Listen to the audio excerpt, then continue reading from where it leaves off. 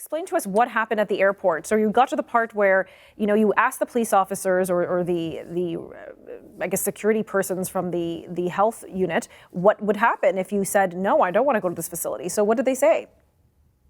They said that I didn't have an option and I had to go, and that if I decided I didn't want to go, then they would they would have to apprehend me and put me in the back of the police car to escort me to the facility.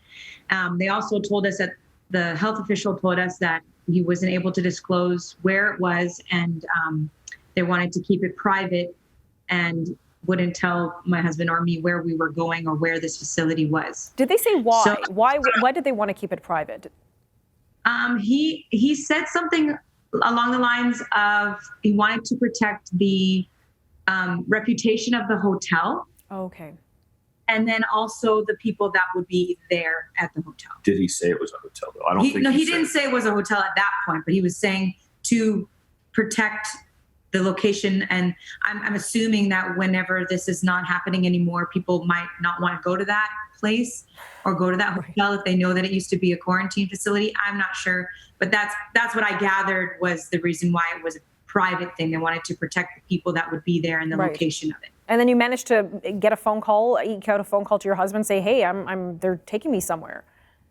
Yeah, he was actually on the phone with me throughout this whole thing because he was the one that was saying, Nikki, you need to walk out. Well, actually, let's ask Chris then. So Chris, what did you make of all this as this was happening live on your ear while you're on the phone? Shock, really disbelief. I was trying to convince Nikki, just walk away. They cannot legally detain you. You have not committed a crime. You made a mistake, and they're saying it's the wrong test. That's not worthy of an apprehension, a detainment. That's not worthy of being able to strip you of your freedoms and your rights to drive your car to your home. That is a more than enough safe place that you can legally quarantine in. And so when I asked to talk to the officer, it was a Calgary police officer. He would not give me the location. They really deflected any question I asked them. The health official wouldn't give me a location of the facility that they were taking her. And so I talked to Nikki all the way to the process that she got into the van. They escorted her to a van in the front of the airport and put her in this van, and off she went. And so I told Nikki at the time, keep your location services on your phone so I can detect where you're at all times. And so I was able to pull up and watch the van moving, from my iPhone device. And they took her around to, the side of what appeared to be the side of the Calgary airport to a building there. And so I knew where she was just right there by the airport. I didn't talk to Nikki for some time after that, after she was already there and settled in her room. But she gave the account, and she can tell that now of what happened when she arrived. Okay, Nikki, what happened when you arrived? Yeah, so the Red Cross is there on site to help assist. They were the ones that greeted me at the door.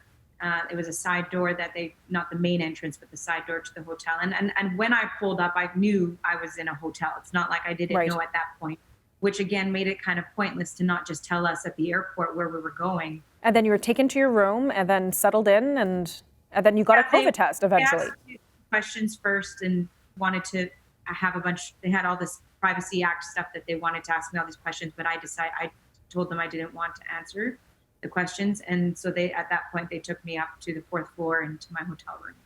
And how long did you stay there? 2 nights. Until you got another PCR test, was it, or some kind of COVID test? Yeah. The next afternoon, I got the test taken, and because you have to pay for the test yourself, so I paid for the quickest turnaround, and I got the test later that evening, and told the Red Cross downstairs that I had tested negative, and they said that I'd have to wait till the next day until the public health service nurse could come and discharge me. And then finally they saw the result and said, okay, you're free to go. Yeah. Yeah. It was about 13 hours after she tested negative on the PCR test that they finally released her.